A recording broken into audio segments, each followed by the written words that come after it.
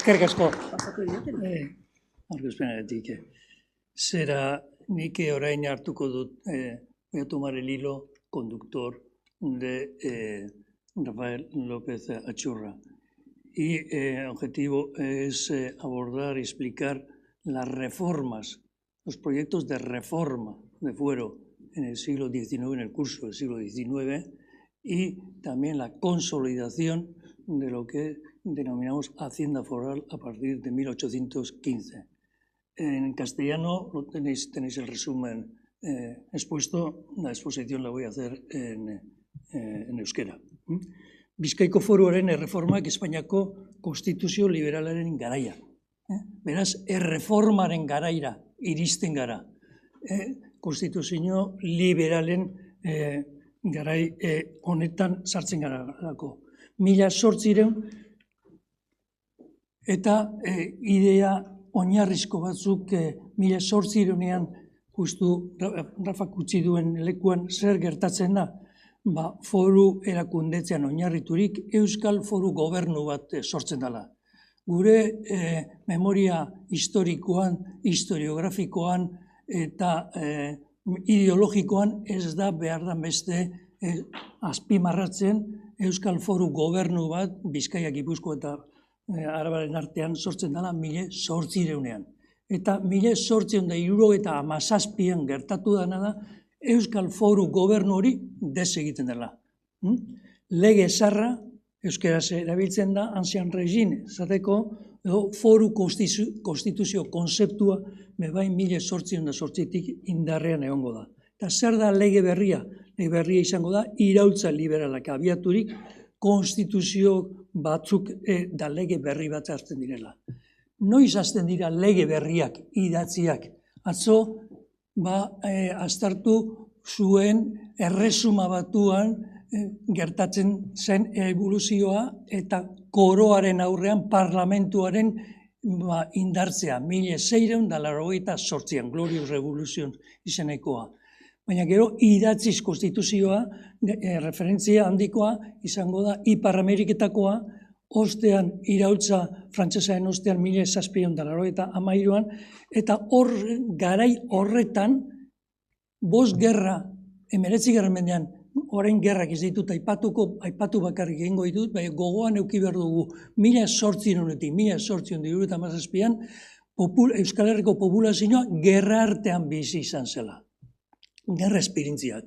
Eta beste konzeptu barri batzuk agertzen direla, sujeto berriak, herria, populua, nazioa, giza banakoaren eskubideak, konstituzio idatziak, eta baita ere beste konzeptu barri bat 19. mendean, estatu nazioa izenekoa.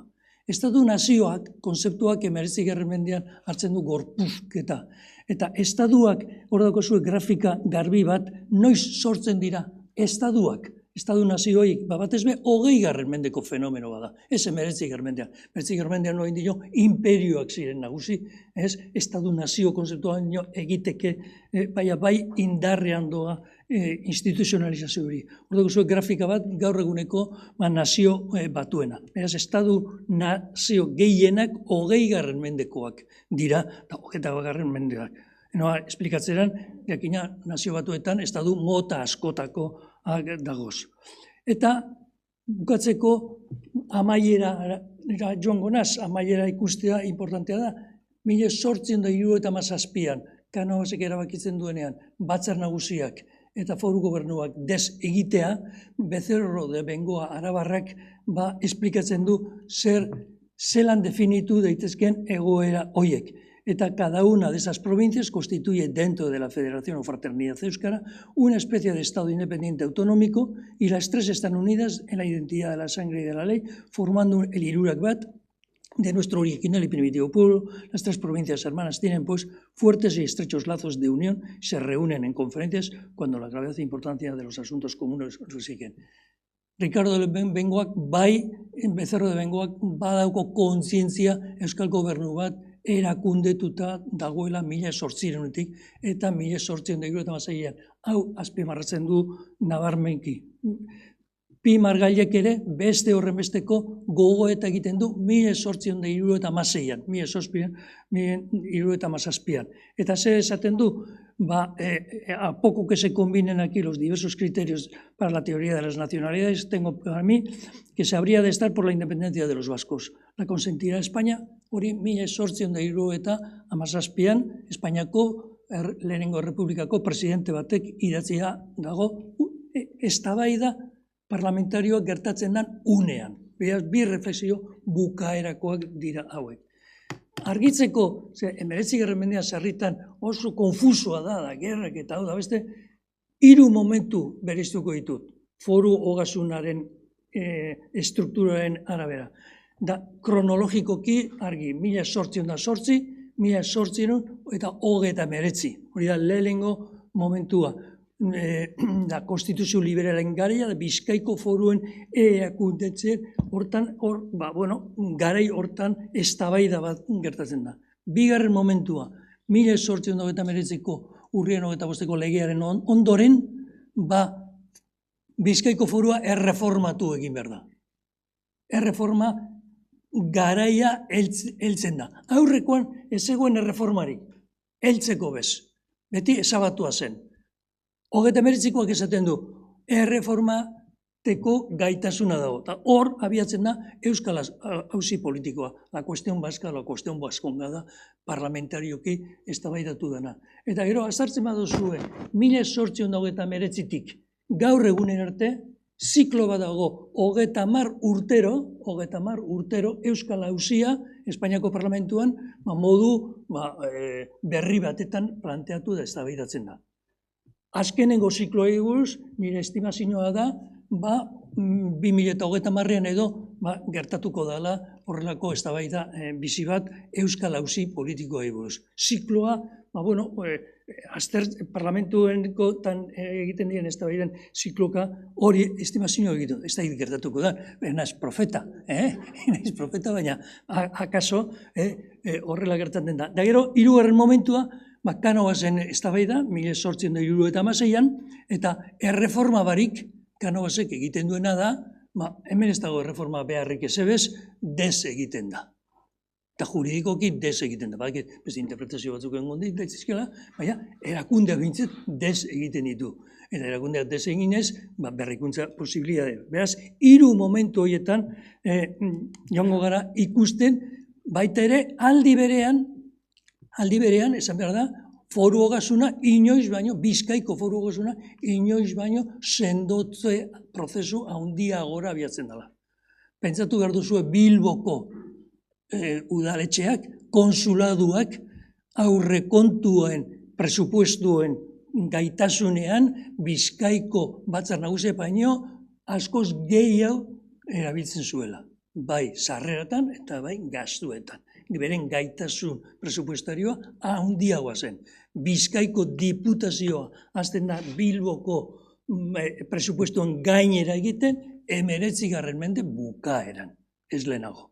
Bilbok, orain dino, Bizkaiaren paruan, zozbe gaitasun presupuestario handiago. Hori dira, zifra mailan eukitzeko. Lehenengo momentuan, eztabaida da, edo Bizkaiko foruak jarraipena du, edo ez du. Ez dago erdibiderik. Eta horregaitik, 10 urtez, batzutan desegingo da. 1810an desegiten du Baionako konstituzioen ostean, Baionako konstituzioak onartu egiten du, eta hemen teorizazio berri bat hasten du Jandiolak, que la Constitución de Vizcaya no queda derogada por la general que se da en España. Beti hori eraiztea nahi zuen Jandiolak. Eta hori izango da batzar nagusien politika. Que la Constitución de Vizcaya no sea derogada por hori eranskin moduan, edo sedapen moduan sartzea. Baionan funtzionatu egin zuen, Kadizen ez. Kadizen goraipamen egiten da, baina ez da egiten. Bai da momentu hortan lehenengo aldiz sortzen dela gobernu bat Bizkaia, Gipuzkoa eta Arabaren artean. Gobierno Bizkaia. Eta hori, Tubenoten gidarizapean da Frantziako administrazioan. Beraz, 3 bat hori, 1800ean sortu zena, gero indartsuago, modu modernoagoan, frantsesen babespean, 1810ean sortzen da. Hor dago, gazeta de oficio, sortzen dira eskolak, sortzen dira bibliotekak, sortzen dira gazeta de oficio hau da, estadu moderno bat. Eta baita ere, euskeraren mugaren mapa bat 1810ean, zera da Ramon Oleagak emaniko mapa hau, oso interesgarria 1810ean, euskeraren mugak zeintzu diran. Ikusten dugu Araba guztia sartzen duela euskeraren mugun barruan, beraino. Baina, eta Salcedo enkerterritan hartzen du muga moduan euskararenak. Baina honek baita ere markatzen du orain dino, Araban transizio momentu bat egongo da, baina mapa honen arabera, mapa espazio baskofonoan, euskal espazioan sartzen da. Kadizean gertaturikoa, Batzar Nagusiak Bizkaikoak eztabaidatu egiten dute, eta Bizkaiko batzarrak onartzen dutena da, onartzen dugu Kadizko konstituzioa, baina baita ere Bizkaiko konstituzioa bere indarrean mantentzen dugu. Eta 2 urte horrela egon ziren 2 konstituzioak indarrean, baina azkenean 1813an desegiten du, eta desegite horren ostean diputazio probintziala hasten da. Beraz, ez dago erdibiderik. Bat besteak inkompatible moduan. Batzar Nagusien teoria izango da, kompatibleak dira. Espainiako parlamentuen ebazpen izango da, ez dira kompatibleak. Eta, heltzen danien barriro Batzar Nagusiak indarrean 1814an, absolutistak ere nahi dituzte, hori ez da behar da beste azpimarratzen, absolutistak ere mugatu nahi dute Batzar Nagusien agintea. Eta horretarako sortzen dute Junta de Abusos bat, eta 1819an txosten bat egiten dute, eta txosten horretan ipintzen dana, aplikatzen da aurrerantzean. Aduanak aldatu, justizia zentralizatu, eta mugatu diputazio da Batzar Nagusien aginteak. Beraz, aurrerantzean, bai absolutistak eta bai liberalak programa berbera izango dute aplikatzeko Bizkaiko foruen aurrean da Bizkaiko Batzar Nagusietan. Biak. Eta 1820an barriro errepikatzen da, esaten dute, kompatiblea dira Bizkaiko Gernikan esaten dute, ez dira, besteak ez dira kompatible. Guazen ogasunaren ikuspegia, zelan dago Bizkaiko ogasuna? Bizkaiko ogasuna porrotean zegoen, kiebra tekniko batetan zegoen. Eta ze hitzarmen dago 1815ean biltzen dira Bizkaiko Batzar Nagusiak, Bilboko udaletxea eta konsuladua. Eta hiruren artean egiten dute plan de amortización da plan de consolidación de la deuda bat. Hau da, zorra arazo bada, baina zorra kudeaketan konzeptu tradizionalaren arabera Espainiari gainean ezin zitekeen jarri. Zeren, Batzar Nagusien eskumena zen, eta Batzar Nagusien gaineko zorra zen. Beraz, geure artean konpondu beharrezkoa daukagu. Eta arazo bat izatetik, bihurtzen da, lehen esan duna Bizkaiko Batzar Nagusiak ezauketela gaitasunik, bihurtzen da abiapuntua zor hori sendotzeko foru ogasuna. Hemen dako zue gitxi gora bera, holan sarrerak eta zelan da, zerrerak batez be zeharkako zergak egiten da, zuzeneko zergak 14%, eta gero zerapenak eta bestelako enpresitikoak eta behar 22%. Eta gero gastuan upuak parte handi bat hartzen dugu administrazioa eta batez be zama finanzieroa, hau da zorrankitapenerako 22% aurrekontua. Kuporen konzeptua 1824an, bai esterosek, absolutista batek ipintzen du. Eta kupo hori eskatzen duia urtero pagatzea. Beraz, absolutista baten ideia eta egitasmoa da hongetalakoa. 37an, hasten dira, 3 herrialdeak batzen dira kupo hori pagatzeko. Ukatu egiten dira urtero pagatzera, baina ala beharrez, pagatu behar dute. Eta zer gaitik pagatzen dute? 1826an, Espainiako absolutisten gobernuak egin zuen alako mehatxu bat, esan ez, armada bialduko dugu kobratzera kupoa. Ez, armada sartu barik ona, gogoan izan, Zamankoladan gertatu, sakoa, zena, armada sartu barik, gupa kobratzera, gupa pagatuko dugu, horrela, pagatu egiten da. Eta holan, heltzen gara, hor badago literatura, da beharrezkoa da, euskarazko literatura ulertzea garai hartako giroa ikustea, badago manifestu bat euskaraz dana, garai hartako manifestua, Antxinako Euskaldunen alabantzak, hemen abandon publikatutakoa, eta hor esplikatzen da historia bat, narratiba bat. Da narratiba hau indarrean egon da 20. mende bukaera arte. Eta zer gaitik gertatzen da gertatutakoa, kezka hori, Gordetzearen Zintzoro jaunaren fedeak, geure legegarbiak eta geure euskerea. Horre dira, leitmotiv nagusiak. Eta horrazten da, non dugu bizkaitarrak, manifestu, nok idatzia, izan leike emakume batek, zera da Mogelek, Bizenta Mogelek, baina gaiaren trataera gaitik astarloa teologoak. Ez filologoak, baizik eta astarloa anaia zen teologoak. Gerra Karlistara heltzen gara. Eta Gerra Karlistan, 37ko konstituzio barriak eta espreski lege parlamentario bateko 37an ezabatu egiten ditu foru erakundeak. Eta lehenengo biderrez, tekstu juridiko batetan agertzen da konzeptu berri bat, diputazion foral. Lehen beti, Bizkaiko diputazioan beti izango da diputazion general. Gazteleraz, diputazio nagusia, batzar nagusia diren moduan. Baina, Espainiako funtzionarioak edo jarri zuen, bereizten dira diputazion foral, hau da, batzar nagusietan aukeratutakoa ezabatu egiten ditugu. Eta indarrean jartzen ditu diputazion provincial. Arrezkero, gaur egunean diputazion foral deitzen da. Momentu ontatik aurrera. Berez beharko leuke diputazion general, konzeptu 19. mendeko batzar nagusitakoa. Eta honek, 39ko legeak zer egiten du? 39ko legeak egiten duena da, deseginda zegoena barriro indarren jarri. Eta hori bai, Bizkaiko forua erreformatu behar da. Beraz, Casimiro Loizagak esan zuen moduen, 39an aukera daukagu 1812an da 1820an Espainiako Parlamentuak bukatutakoa indarrean jartzeko.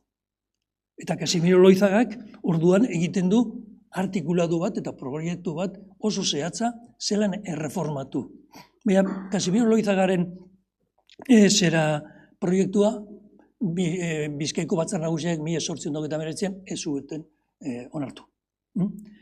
Beraz, baina bai, errealitate bat sortzen da 39tik aurrera. Lehen esan duguna auzi politikoa eta aurrerantzean Espainiako mapaetan, baina baita juridikoki bereiztuko da Espainia foral, izango da gauza bat, Espainia konstituzional, Espainia asimilada eta Espainia kolonial. Espainia foral hor egongo da, gauza berezi moduan. Aparteko moduan eta bere hizkuntza duena. Eta aurrerantzean, 1829an zer egin behar da, hor, eztabaida emoten da, oso interesantea, Gernikan batzar nagusitan. Eta badago batzar horietan doktrina bat. Zelan negoziatu behar dugun, orain arte eginda zegoena sistema liberalean, zelan txertatu, zelan erreformatu Bizkaiko forua. Eta Bizkaiko forua esaten dugunean, printzipalena zen Bizkaiko ogasuna. Ze denpora guztian, batzar nagusiak esaten duen, forua kentzen baditu zuen edo Bizkaiko forua kentzen baditu zuen, gutxienez nok hartuko du bere gain Bizkaiko zor publikoa. Nori da okio? Estaduak hartu beharko du. Soluzio hori izan zen 1820an. Estaduak bai hartu zituen zor publikoaren ardura, ez zituen gero interesak pagatzen. Da hori ondo ikasi zuten, estaduak ez du pagatzen. Ez badutu pagatzen, norri zordunak, esango dute, nortaz fiatuko gara, geure komunitateaz. Eta beti izan da, kontu hori guztiaren azpian. Bai dago eztabaida politiko bat, baita dago eztabaida materialista bat, zorrak noren bidez eta nortzin eta eskubide, interesa pagatzeko hartzeko eskubidean da. Orduan, 39an Bizkaiko batzar nagusiak erabaki bat hartzen duten. Alde batetik, ordezkariak bialtzea Madrilera, pero sin consentir en resolución alguna definitiva que pueda alterar los fueros, franquezas y libertades de Vizcaya, porque en toda innovación foral, por pequeña que sea, debe preceder la anuencia expresa de la Junta General. Ya azten gara foral konzeptua, azten da korritzen. Maite Casimiro lo sabe que evita. Entiende también la comisión que los señores representantes en corte deben reclamar del gobierno que desaparezcan, mientras hace el arreglo definitivo, las infracciones del fuero que llevan consigo los artículos 3 del Real Decreto, etc. Hau da, azten da negoziazio prozesu bat. Eta negoziazio prozesu horretan, lau aukera dagoz. Lau erreforma posible, Bizkaiko foruarenak. Bizkaia esaten dutenean da Bizkai Gipuzkoa Arabaia. Nafarroa gero beste bidetik joango da. Eta alde batetik izango da, foruzalitasun politiko liberala. Nahi duena Euskal Konstituzio forala eta Espainiar Konstituzio politikoa pareko ipini. Izango da aukera bat. Parean jarri Konstituzio bat eta bestea. Bigarrena, foruzalitasun liberala ekonomiko-administratiboa. Gorde foruaren gauza ona, hau da, autonomia ekonomiko-administratiboa. Politikoa, zera Espainiaren konstituzioa aplikatu. Hirugarren aukera, tradizionalisten ikuspegia, hau da, absolutistena edo karlistena, da, monarkia tradizionala Espainian indarrean jarri, eta horren araberako forua.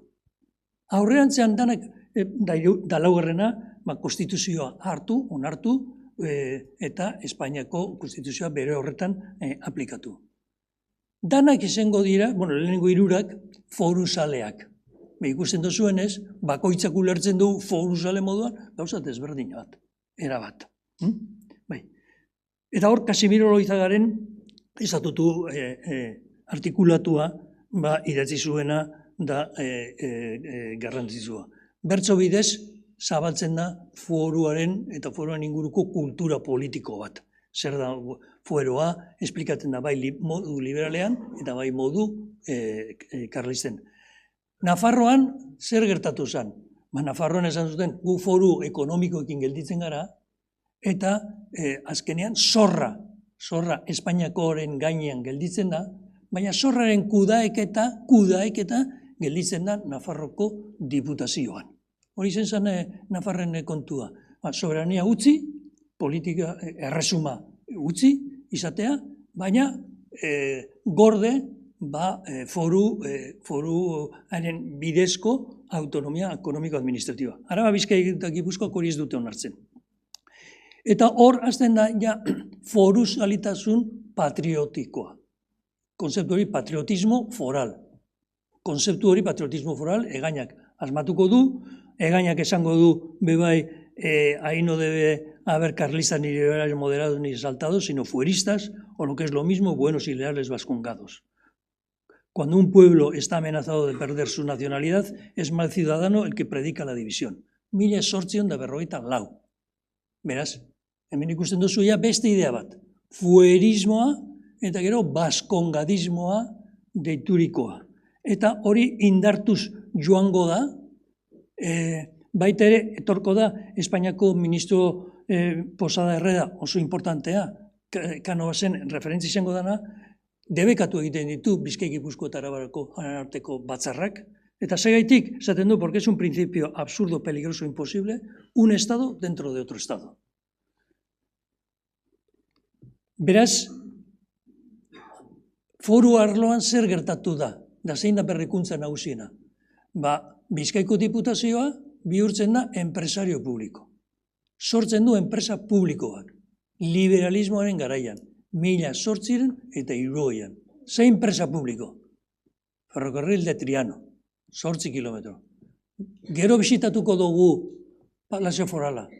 Eta gero kupoaren ordainketak nok pagatuko du. Enpresa publiko horren irabaziak.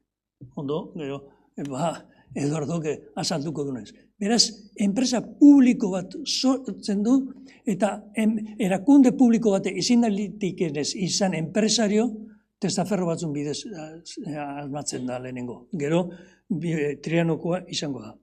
Eta, ogasunean, impuesto indirektoak izango dira sarrera nagusienak, peajes de caminos, errepideak ere, enprestituak, eta gero gastuak, ikusten duzu kupoia, ia zero batera, ehuneko batera, baino ez da, ordainketa egiten Espainiako ogasunera, eta beste gastu batzuk. Hirugarren momentua, azkena, 76an, Canovasek lege barri bat egiten du. Lege barri horretan, Espainiako gobernuak eta gobernadoreak izango dute aginte nagusia. Batzar nagusien ganetik eta diputazioen ganetik.